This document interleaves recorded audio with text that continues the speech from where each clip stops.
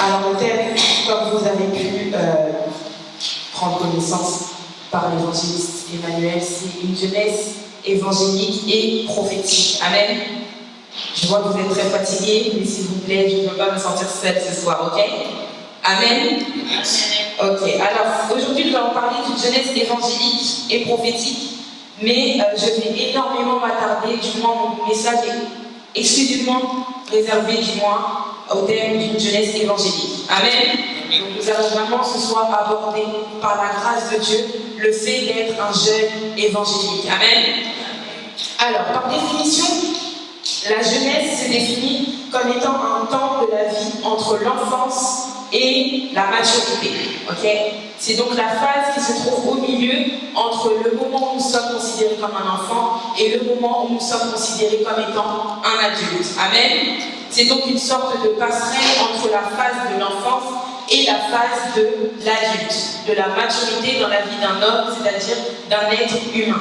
Donc ce qui se passe dans notre jeunesse est donc en capacité de déterminer notre avenir. Amen. Donc ce que nous faisons lorsque nous sommes jeunes est donc en capacité d'avoir un impact une fois que nous arrivons dans l'âge adulte. Amen.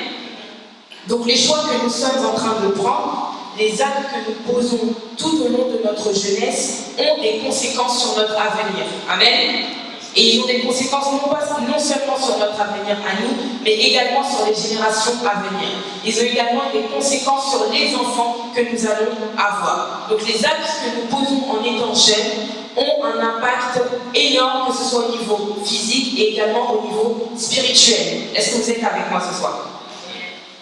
Et il y a donc des décisions dans notre vie qui peuvent rallonger les jours de nos vies, mais qui peuvent également écourter les jours de nos vies. Je vous invite à prendre vos Bibles dans le livre de Exode chapitre 20. Exode chapitre 20 au verset 12. Exode chapitre 20 au verset 12. Je lis la parole de Dieu. Honore ton père et ta mère, afin que tu vives longtemps sur la terre que l'Éternel te donne. Je répète, honore ton père et ta mère, afin que tu vives longtemps sur la terre que Adonai te donne. On comprend alors que notre durée de vie sur notre terre dépend de notre obéissance ou non à la parole de Dieu. Amen.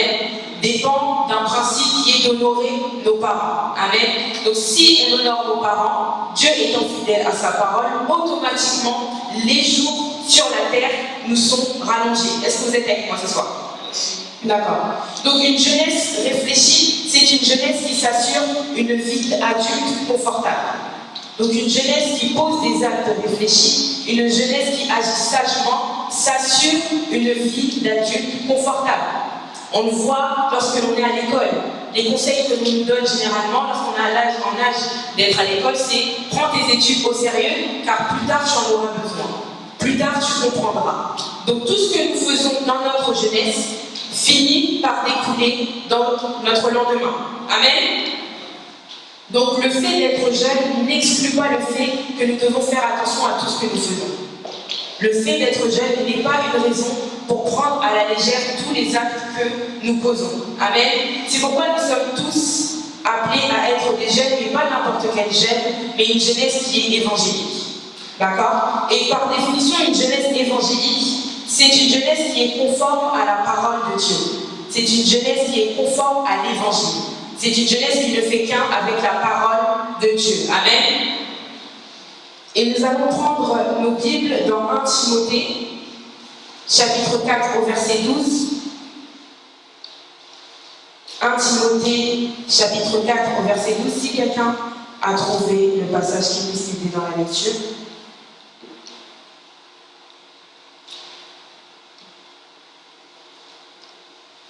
Dans le livre de 1 Timothée 4 au verset 12.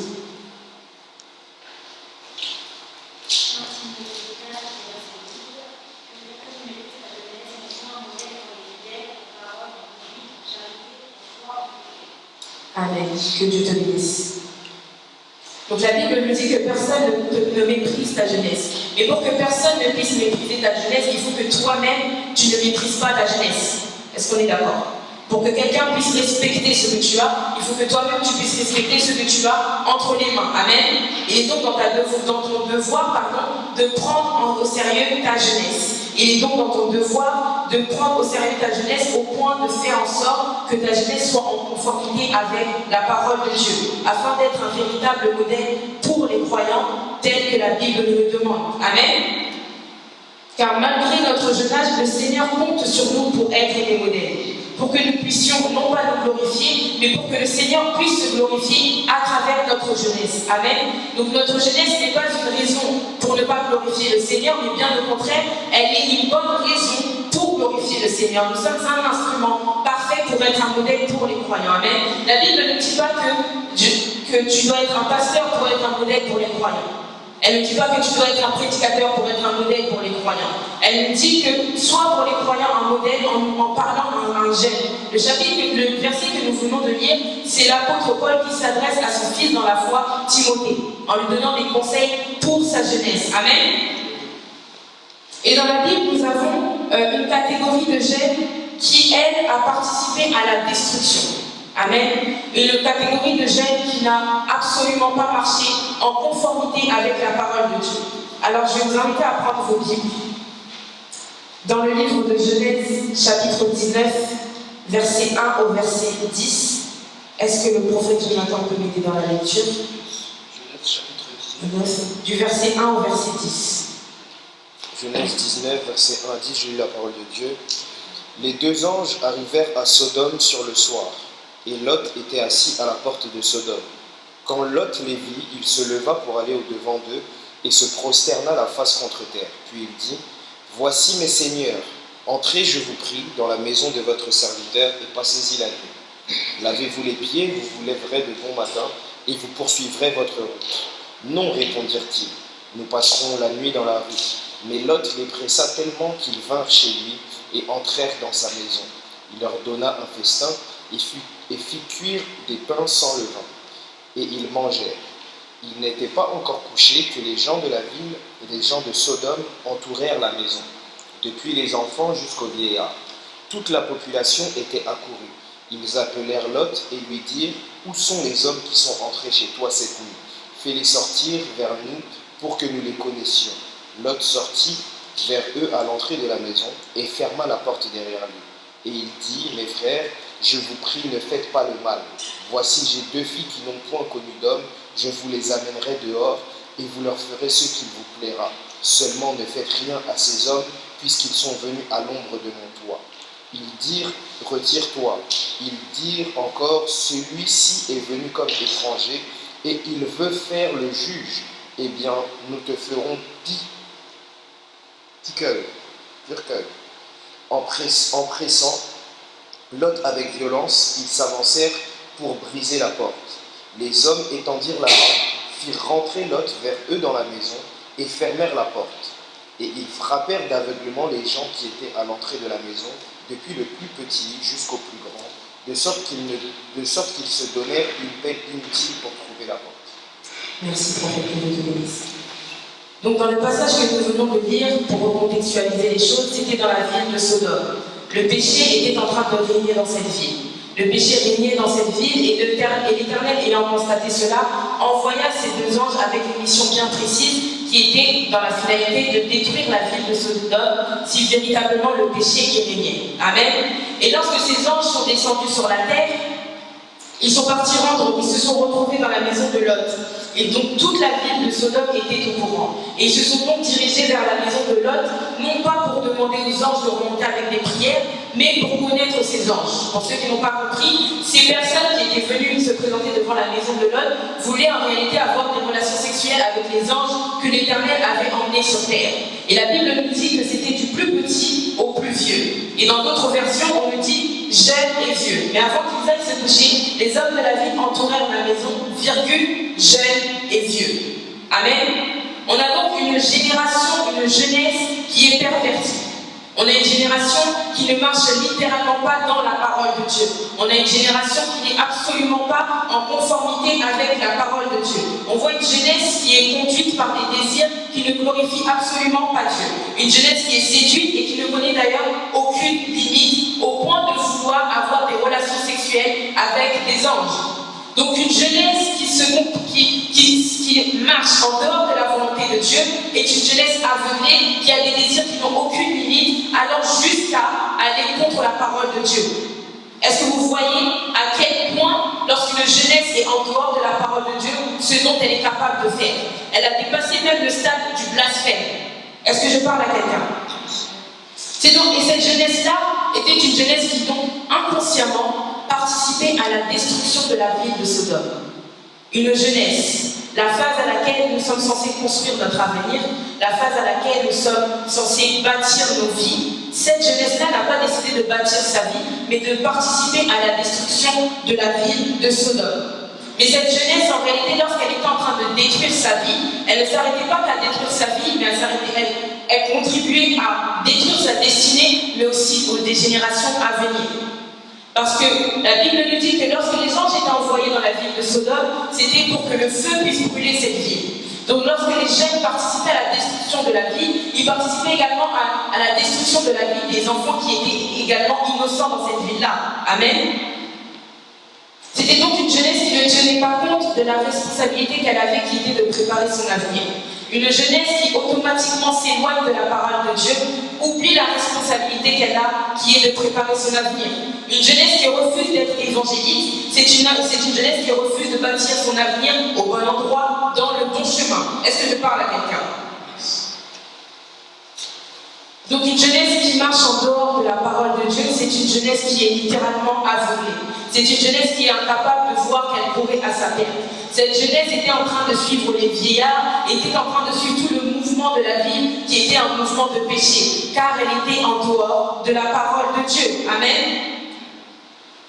Donc lorsque nous marchons en dehors de la volonté de Dieu, il nous est incapable de voir là où Dieu veut que nous puissions être. Il nous est incapable d'être guidés parfaitement dans le bon chemin. Il nous est incapable de voir clairement là où Dieu veut nous emmener, lorsque nous nous détachons de la parole de Dieu. La Bible nous dit dans Ecclésiaste 11, au verset 9, je lis la parole de Dieu: Jeune homme, réjouis-toi dans ta jeunesse, livre ton cœur à la joie pendant les jours de ta jeunesse, marche dans les voies de ton cœur et selon les regards de tes yeux. Mais sache que pour tout cela, Dieu t'appellera en jugement. Mais sache que pour tout cela, Dieu t'appellera en jugement. Dans cette parole, nous comprenons alors que nous pouvons profiter de notre jeunesse. Il ne nous est pas interdit de célébrer notre jeunesse, de nous réjouir durant cette période de jeunesse. Mais la Bible nous dit que ce n'est pas parce que nous sommes jeunes que les actes que nous posons, nous n'allons pas devoir en rendre des comptes devant Dieu. Amen. Notre jeunesse n'excuse pas la mauvaise conduite. La jeunesse n'excuse pas la mauvaise conduite. Le fait que ces personnes soient jeunes n'a pas exclu le fait que Dieu devait quand même brûler la ville de Sodome. Amen. C'est pourquoi il est important d'être attaché à la parole de Dieu. Et la parole de Dieu, lire la parole de Dieu peut paraître ennuyée, que se dise la vérité. La parole de Dieu, lorsqu'on est jeune, c'est pas attirant, ça donne pas envie. Parfois même, tu peux ouvrir ta Bible et tu te retrouves à t'endormir. Amen. Parce que le but de l'ennemi, c'est de pervertir la jeunesse. Et si l'ennemi s'attaque si bien à la jeunesse, c'est parce que cette phase est primordiale. Une jeunesse qui est pervertie, c'est un avenir détruit. Une jeunesse pervertie, c'est un avenir qui n'existe plus. Une jeunesse pervertie, c'est une destinée qui est détruite. Amen. La jeunesse de la ville de Sodome était une jeunesse qui amenait le feu étranger dans la ville de Sodome. Contrairement aux jeunes qu'on a pu voir dans le livre de Actes des Apôtres, chapitre 5, la jeunesse de la ville de Sodome n'était pas à la porte pour sortir le feu étranger de la présence de Dieu, pour sortir le feu étranger, mais la jeunesse de Sodome se trouvait au milieu du feu étranger. Elle était même la cause du feu étranger. Une jeunesse qui s'éloigne de la parole de Dieu est une jeunesse qui ramène le feu étranger partout où elle est. Est-ce que je parle à quelqu'un? Donc, marcher en dehors de la parole de Dieu, c'est ouvrir la porte à ce feu-là qui vient mettre fin à notre destinée, aux générations à venir et même à ceux qui sont autour de nous qui sont innocents. Car un jeune qui est évangélique ne pense pas qu'à lui et ne vit pas sa foi que pour lui. Amen.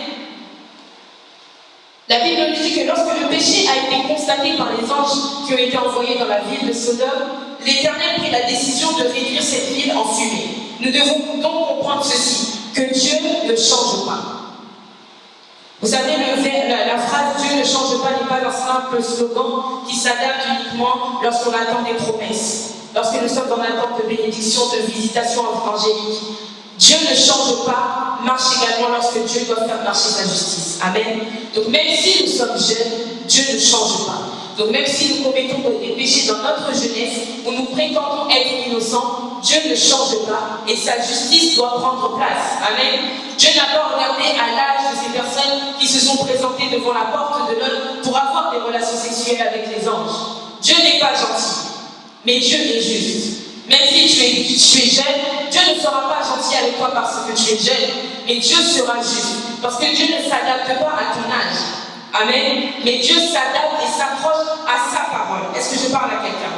Donc toute désobéissance à la parole de Dieu entraîne une conséquence. Toute désobéissance à la parole de Dieu entraîne une destinée qui s'envole en fumée. Cette jeunesse a vu sa destinée s'envoler à cause des désirs de la chair. Cette jeunesse a vu tous ses projets s'envoler à cause des désirs de la chair, parce qu'elle avait refusé de s'approcher à la parole de Dieu. Amen. Donc lorsque nous refusons de nous approcher à la parole de Dieu, en réalité nous acceptons de nous approcher à ce que l'ennemi ramène, à la destruction. Est-ce que je parle à quelqu'un? C'est pourquoi... Excusez-moi.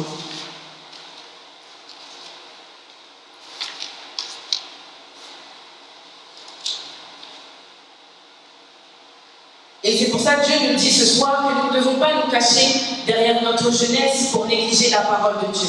Nous ne devons pas nous cacher derrière notre jeunesse pour négliger le service de Dieu. Nous ne devons pas nous cacher derrière notre jeunesse pour négliger les temps à passer dans la présence de Dieu. Nous ne devons pas nous cacher derrière notre jeunesse pour ne pas lire la parole de Dieu. Certes, la jeunesse est le moment idéal pour préparer son avenir sur le plan physique, sur le plan séculier, sur le plan professionnel, sur le plan éducatif, mais c'est également la période idéale pour préparer son avenir sur le plan spirituel. Amen. Si la jeunesse de la ville de Sodome était capable de détruire une nation, c'est parce que spirituellement, elle n'avait pas réalisé sa responsabilité, qui était de préparer sa vie adulte, même spirituelle. Est-ce que je parle à quelqu'un? Le jeune évangélique est conscient qu'il doit préparer sa vie spirituelle. Le jeune évangélique est conscient que ce qu'il prépare sur la terre n'est absolument rien s'il ne prépare pas sa jeunesse même dans le domaine spirituel. Est-ce que je parle à quelqu'un? Mais que ta jeunesse, en fait, Dieu veut que notre jeunesse soit un instrument pour lui. Amen. Dieu veut que notre jeunesse puisse être un véritable instrument pour lui. Mais attention, lorsque l'on parle de jeunesse évangélique, cela ne veut pas automatiquement dire que demain, lorsque tu seras dans les transports en commun, tu dois crier « Jésus-Christ est Seigneur, répandez-vous ». Non. Dieu te demande premièrement de t'approcher à sa parole. Amen. Mais pour accomplir la mission, une jeunesse évangélique est une jeunesse qui a une mission. Amen. Une jeunesse évangélique est une jeunesse qui a une mission.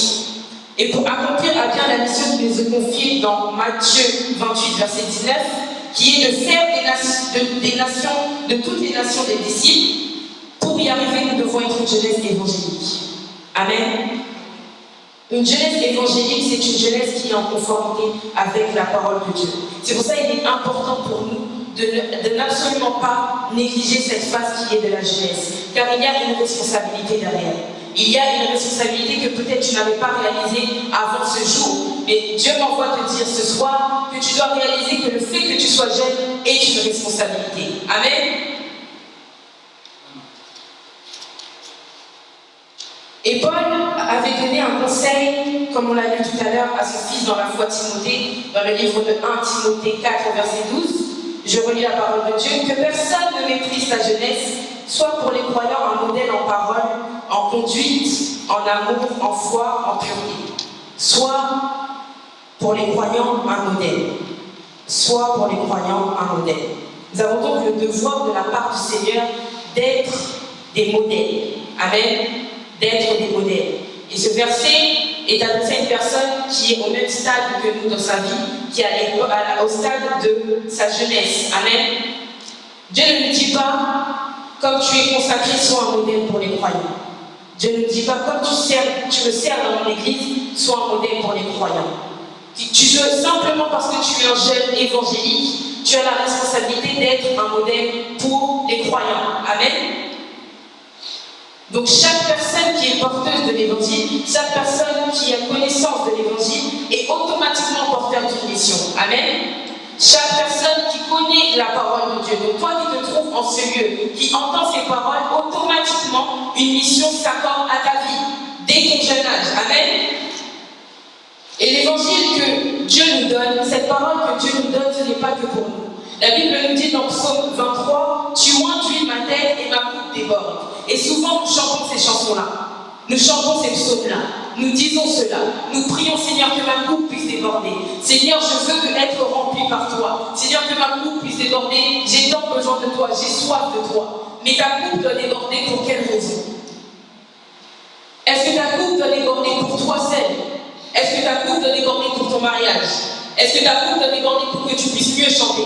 Est-ce que ta coupe doit déborder pour que tu puisses mieux prêcher? Est-ce que ta coupe doit déborder pour que tu puisses devenir riche? Non. Ta coupe doit déborder pour ton entourage. Amen. L'onction que tu désires tant, l'onction que tu reçois en tant que jeune évangélique n'est pas que pour toi. Ta coupe déborde non pas pour toi, mais lorsque ta coupe déborde, lorsque l'onction qui coule en toi déborde, c'est pour ton entourage, c'est pour ta famille, c'est pour tes voisins, c'est pour tes camarades de classe, c'est pour tes collègues. Amen. Le jeune évangélique dans sa prière ne pense pas qu'à lui. Le jeune évangélique dans ses désirs ne pense pas qu'à lui. La jeunesse de la ville de Sodome ne pensait qu'à elle. La jeunesse de la ville de Sodome voulait assouvir ses désirs et a donc détruit la ville. Un jeune évangélique qui ne pense qu'à lui détruit les nations. Mais pourtant Dieu nous demande de transformer les nations en disciples. Amen. Que ta coupe puisse déborder, oui, mais pour quelle raison? Pour quelle motivation? Le jeune évangélique est appelé à être une source de bénédiction. Le jeune évangélique n'est pas appelé à être une source pour lui-même. Lorsque tu désires que ta coupe puisse déborder, tu désires que ta coupe puisse déborder afin que tu puisses être véritablement une bénédiction pour ton entourage. Amen.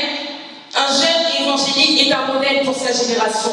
Ne minimise pas ta jeunesse. Ne te dis pas, Seigneur, je n'ai rien fait. Seigneur, je ne sais même pas prêcher. Seigneur, je n'ai jamais tenu le micro. Seigneur, je n'ai jamais fait ceci. Seigneur, je n'ai jamais fait cela. Non. Le Seigneur te demande simplement de marcher en conformité avec sa parole.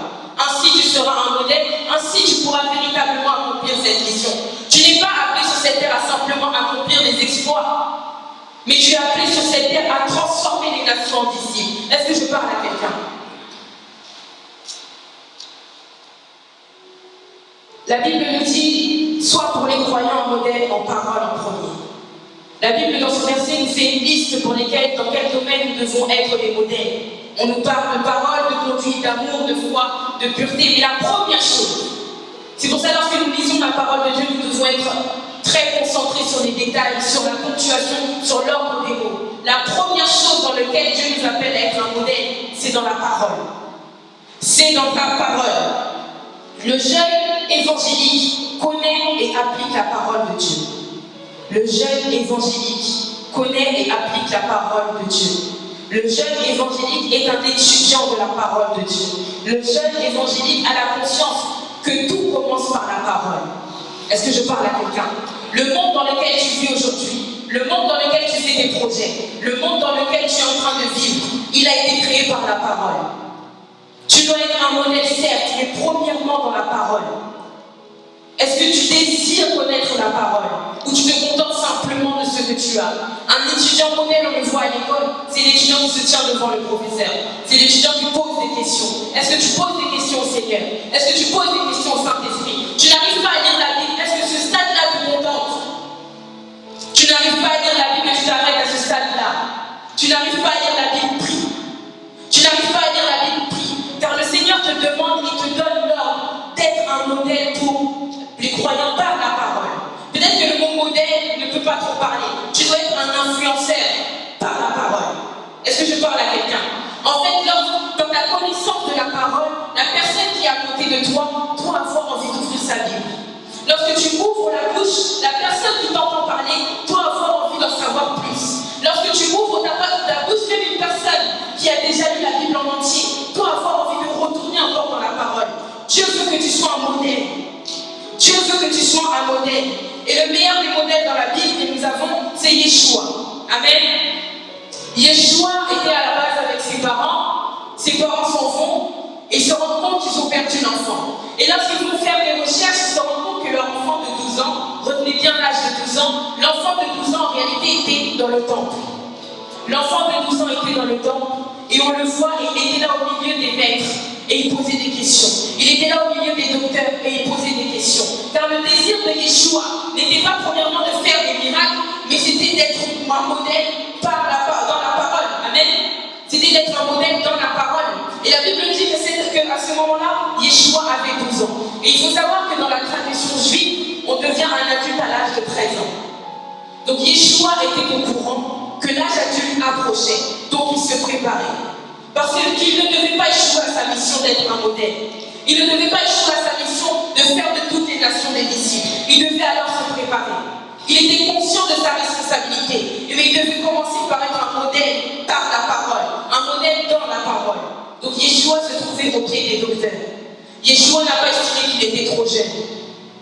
Dans la tradition juive, tu deviens adulte à l'âge de 13 ans. Donc à l'aube de la maturité, Yeshua était en train de se préparer. Yeshua était toujours en train de se préparer. Car il savait que ce qu'il faisait durant la phase de la jeunesse avait un impact dans son âge adulte.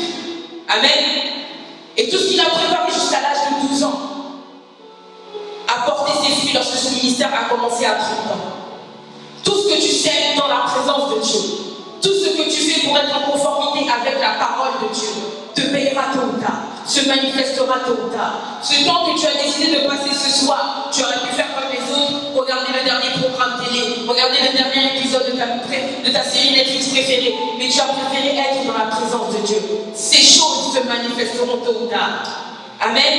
Yeshua à l'âge de 12 ans. Si on recontextualise les choses dans les jours d'aujourd'hui, à l'âge de 12 ans, c'est un enfant de 6e. Un collégien, un jeune collégien, qui au lieu d'aller jouer avec les cailloux dehors, il a préparé sa jeunesse. C'est pour nous, Dieu, le Saint-Esprit nous enseigne qu'il n'y a pas d'âge.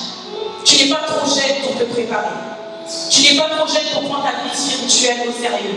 Tu n'es pas trop jeune pour être un jeune évangélique. N'attends pas d'être parfaitement prêt. N'attends pas de connaître un verset par cœur. J'ai commencé à servir Dieu, je ne connaissais aucun verset par cœur. N'attends pas cela. Accroche-toi seulement à la parole qui te demande d'être un modèle pour les croyants par la parole. Yeshua n'a pas attendu d'avoir 18 ans. Yeshua n'a pas attendu d'avoir la barbe. Yeshua n'a pas attendu de faire telle taille. Il était conscient qu'il avait une responsabilité. Ce soir, le Seigneur veut nous rappeler que nous avons une responsabilité. Lorsqu'il nous demande de lire la parole de Dieu, c'est premièrement pour nous, mais c'est pour être capable de répondre à cette mission. La Bible nous dit ces choses que nous avons des comptes à rendre. Nous pouvons nous réjouir de cette jeunesse, mais nous allons avoir des comptes à rendre. Nous allons subir un jugement suite aux actes que nous avons posés durant cette jeunesse. Mais qu'as-tu fait de cette jeunesse? Qu'as-tu fait de ta jeunesse? As-tu été égoïste? As-tu d'abord pensé à tes projets? As-tu d'abord pensé à toi? Plutôt de penser aux personnes qui ne connaissent pas encore Yeshua. Tu as cette grâce d'être en ce lieu, d'entendre la parole de Dieu. Il y a des pays où ils se sont tués parce qu'ils possèdent une Bible. Dieu veut simplement nous conscientiser ce soir. Quel est ton désir? Faire plaisir à Dieu ou simplement suivre le mouvement de cette jeunesse? La jeunesse de la ville de Sodome avait simplement suivi le mouvement qui régnait.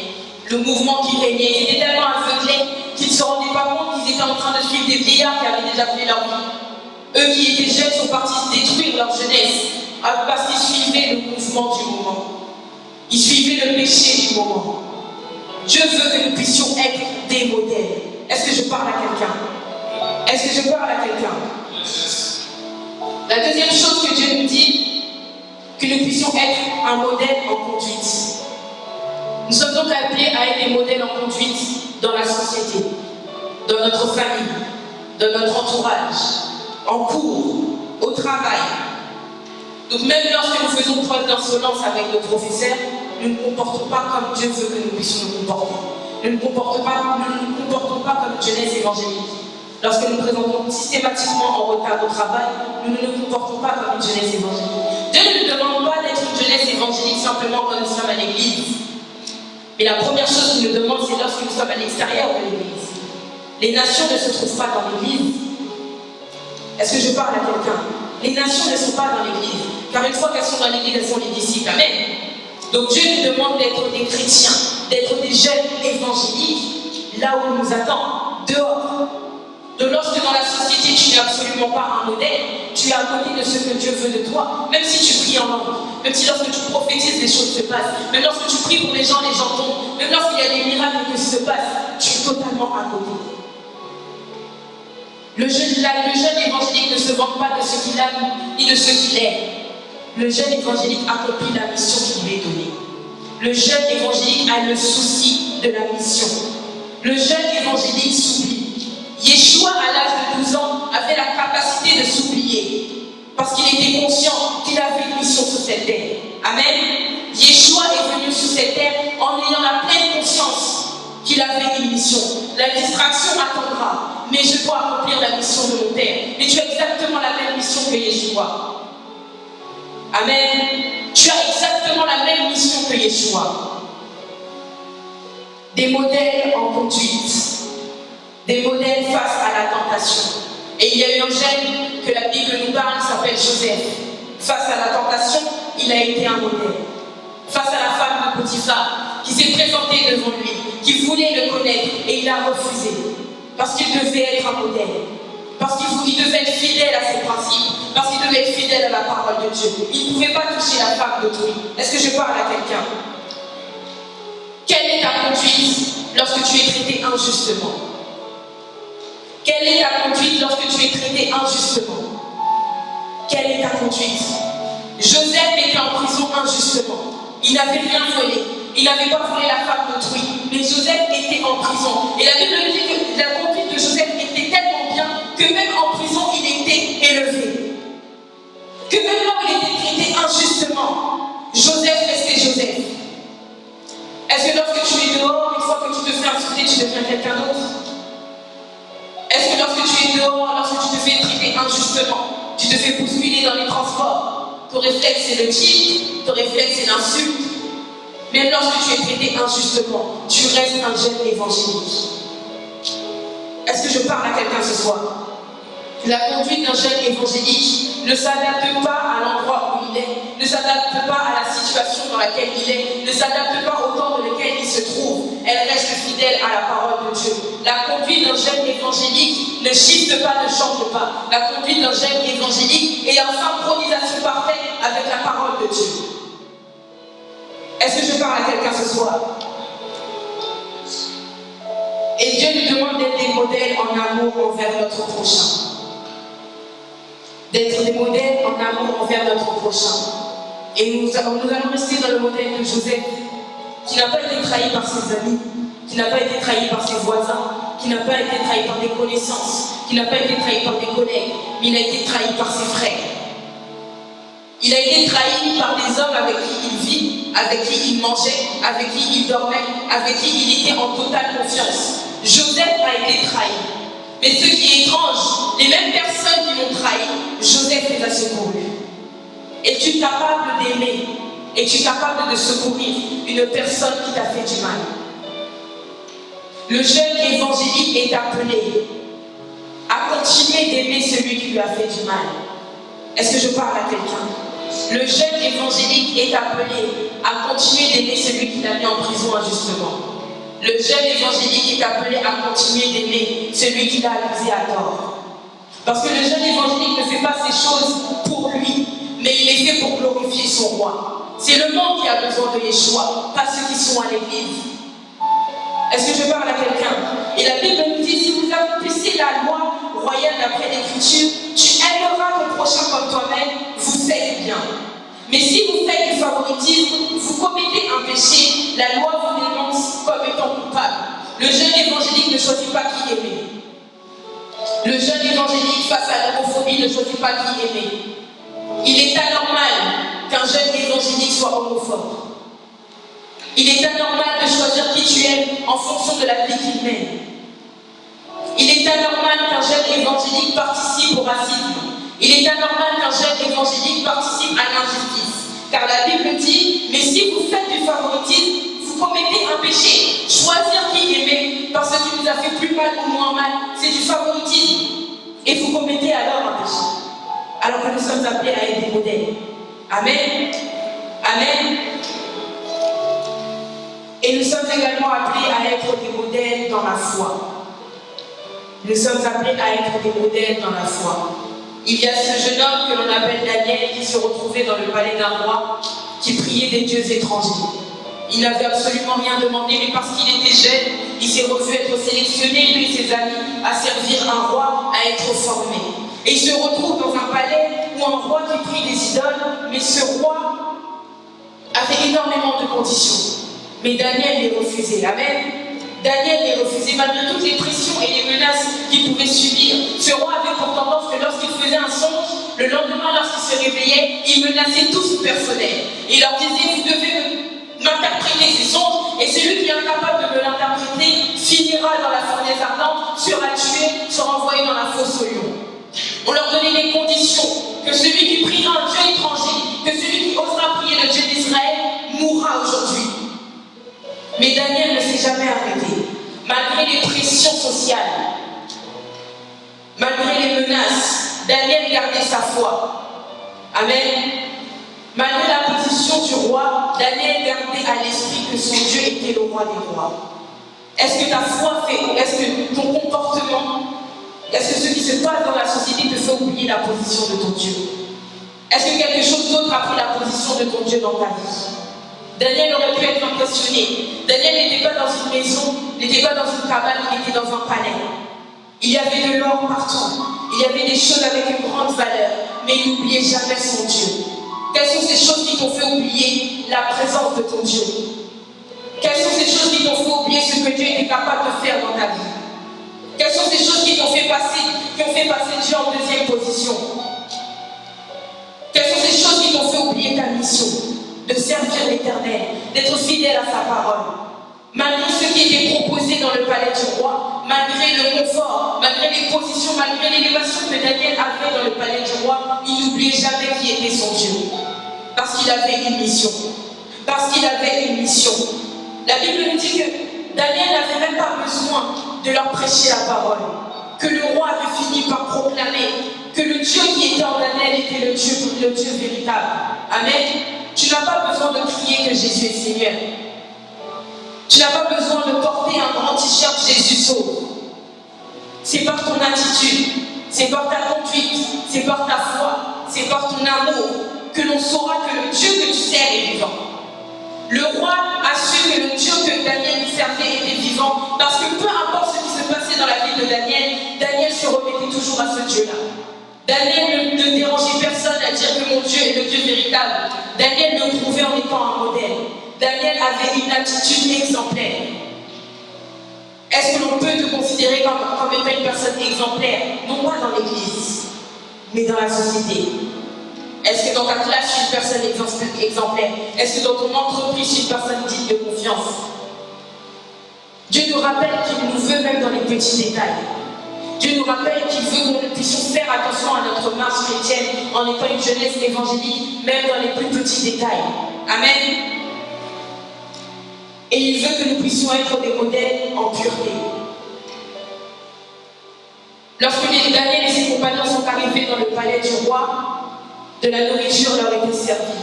Et ils ont refusé cela, car ils ne voulaient pas être souillés. Ils avaient refusé ces choses, car ils ne voulaient pas être en dehors de la parole de Dieu. Une jeunesse en quête de faire la volonté de Dieu est minutieuse dans tout ce qu'elle fait. Amen. Même dans les choix les plus bêtes, d'autres jeunes ont accepté de manger. Pourtant, ils prient également le Dieu d'Israël. Mais Daniel et ses compagnons ont plutôt décidé de ne pas manger cette nourriture-là. Pour d'autres, c'est un détail, mais pour Daniel, c'était le détail important. Et aux yeux de Dieu, c'était le détail important, ce qui a permis à Daniel d'être élevé là où il se trouvait. Amen. Tous ces jeunes que nous venons de citer marchaient en conformité avec la parole de Dieu. Tous ces jeunes que nous venons de citer n'étaient pas dans les positions les plus confortables pour marcher dans la conformité avec la parole de Dieu. Yeshua n'avait que 12 ans. On a tous eu 12 ans. On sait tous quels sont les désirs que l'on a quand on a 12 ans. On veut s'amuser. Mais Yeshua, malgré son jeune âge, était conscient de la responsabilité qu'il avait, de la mission qu'il avait. On peut dire que c'était trop facile pour eux, pas du tout. Daniel était jeune, Daniel avait des projets. Le jour où on l'a appelé pour vivre dans la maison du roi, Daniel avait ses projets. Daniel voulait certainement vivre une vie normale. Daniel avait peut-être le projet de se marier. Mais Daniel se retrouve dans un palais et de surcroît un palais où son Dieu n'est même pas loué, où son Dieu n'est même pas prié, où son Dieu à lui devient un Dieu étranger. Ce n'était pas confortable. Joseph n'était pas non plus dans une position confortable, mais son seul désir était d'être en conformité avec la parole de Dieu.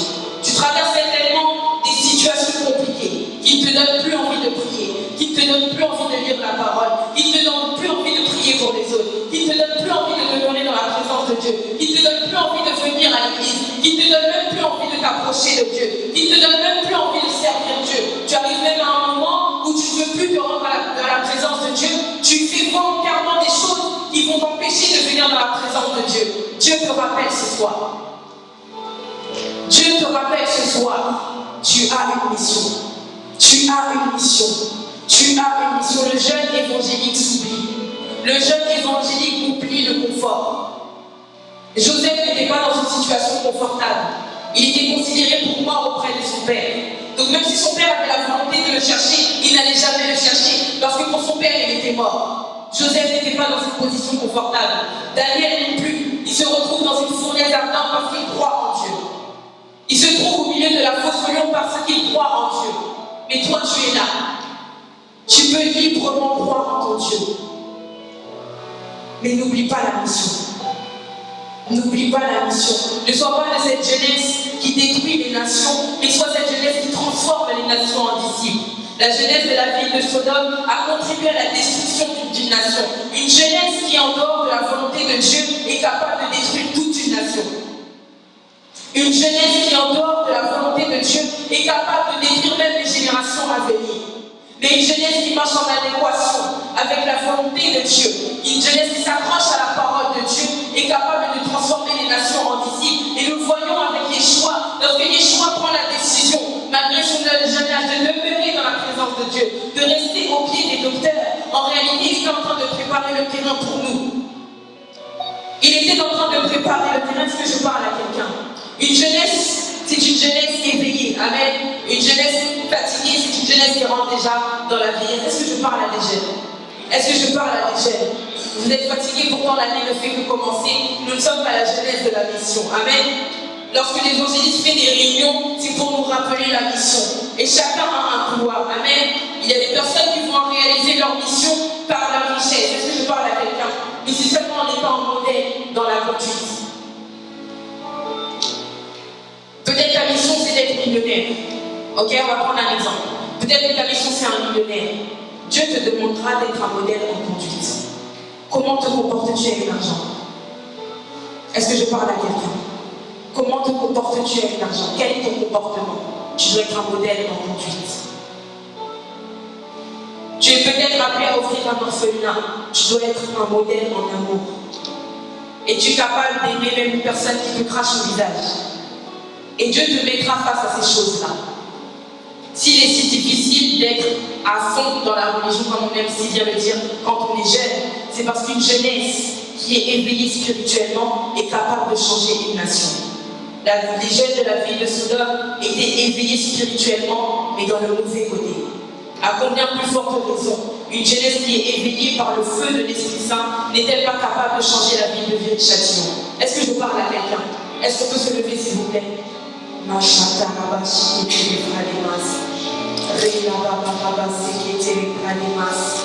Reina Baba Sitra de Kilima Santa. Masapra de Kilimo Santa.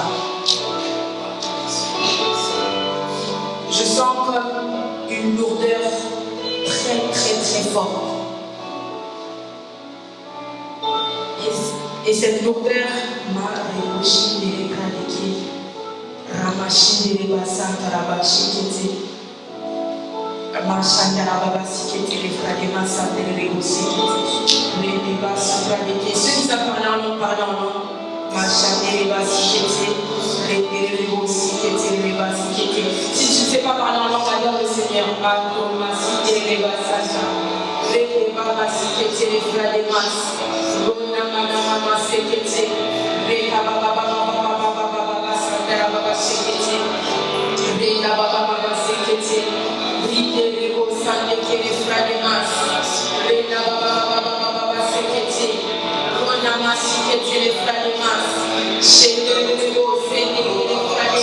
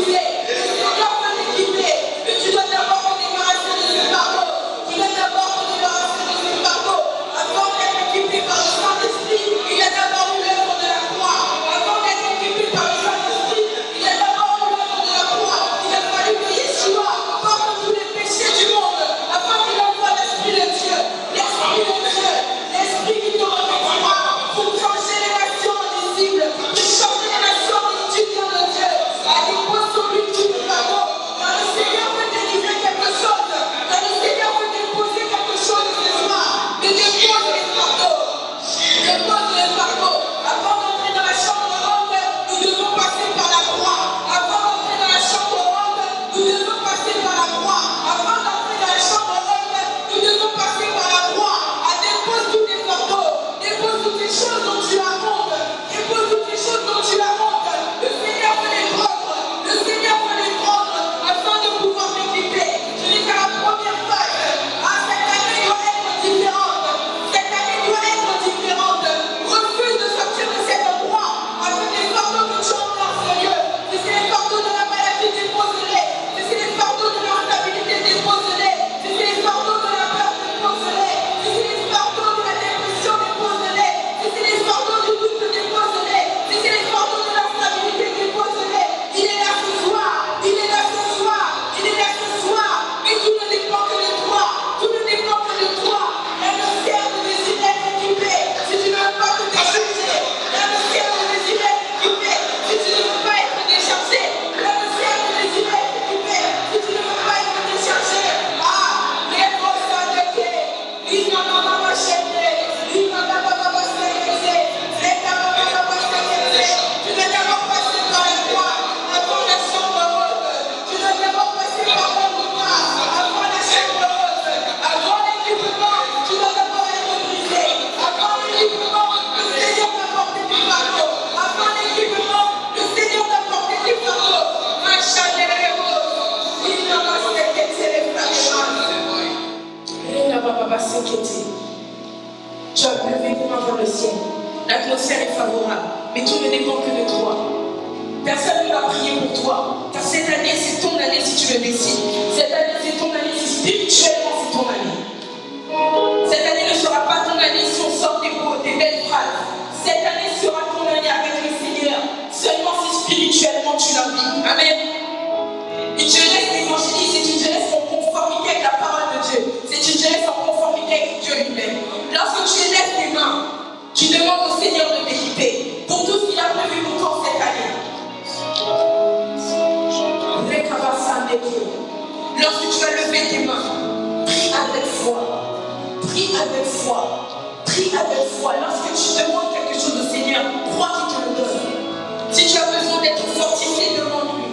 Si tu as besoin d'être équipé, demande-lui. Tu as appelé à prêcher, demande-lui de t'équiper. Tu as appelé un programme dans l'église, demande-lui de t'équiper. Car rien ne dépend de toi, tout ne dépend que de lui. Et pour cela, tu dois l'inviter. L'atmosphère est favorable, mais tout ne dépend que de toi. Celui ou celle qui est disposé ressort avec ce qu'il a demandé. Et laisse ta voix et prie. Machade les basikete. Louma sande kere frademas. Rena mama sikete le fradeke. Rona mama sekete. Rena baba sekete. Louma sandeke. Éternel, tu le vois. Équipe cette jeunesse, Yahweh. Équipe cette jeunesse, Yahweh. Afin qu'elle puisse contribuer, Seigneur. Afin qu'elle puisse contribuer, Seigneur, à ce que tes nations puissent être transformées. Oh Seigneur, laisse qu'elles puissent être des instruments pour ta gloire. Que leur activité régnée, que l'activité soit retenue sans effet. Que leur peur les retenue figés, paralysés. Je détruis cela. Oh Éternel, tu le vois. Qu'ils puissent être des instruments pour ta gloire. Dans tous les domaines que tu les places, Seigneur. Oh Dieu le vois. Qu'ils puissent être des références dans le domaine financier. Qu'ils puissent être des références dans le domaine professionnel. Qu'ils puissent être des références en amour. Qu'ils puissent être des références en conduite. Qu'ils puissent être des références en pureté. Qu'ils puissent être des références en foi. Ah Yahweh, lorsqu'on verra cette jeunesse, que l'on puisse désirer de venir dans la présence de Dieu.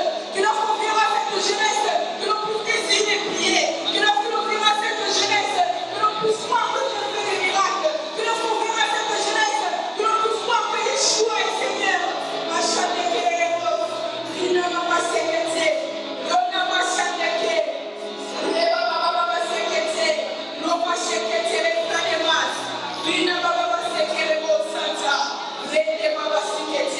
Si tu es en ce lieu et tu veux que le Seigneur puisse t'équiper pour cette nouvelle année, avance. Avance rapidement, nous courons derrière le temps. Si tu as besoin d'un équipement de la part du Seigneur, avance-toi. Les machins qui les bases. Les namamas sekete, les brochans les namamas sekete.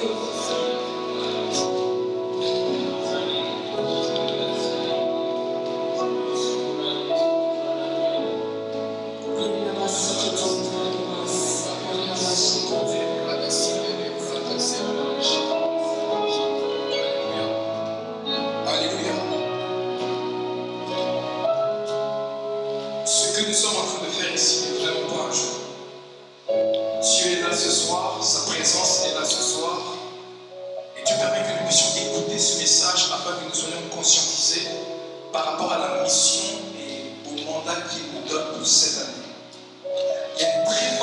grâce évangélique qui coule dans la vie de l'évangéliste aussi. Et alors qu'elle va passer pour imposer sa main, cette grâce va être communiquée. Il y a beaucoup de personnes au milieu de nous, vous savez, les pieds lourds.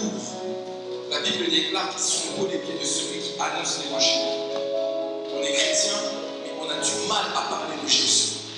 On a du mal à annoncer la parole de Dieu.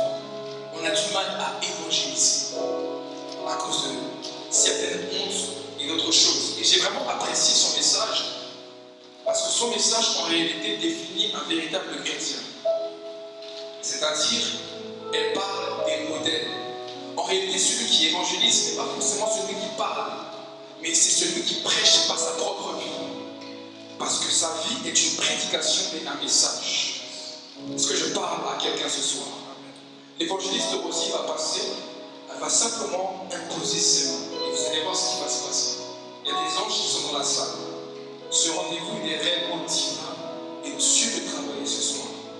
Alors prépare ton cœur alors que l'évangéliste s'avance. Reste en prière. À ma droite, à ma gauche plutôt. Reste en prière pour recevoir quelque chose de la part de Dieu. La sœur Sharon, il y a quelque chose que Dieu veut faire avec toi ce soir. Quelque chose de particulier. Lorsque j'étais derrière cette caméra, Dieu me parlait de toi, mon cœur, mon esprit était attiré vers toi. Ce n'est vraiment pas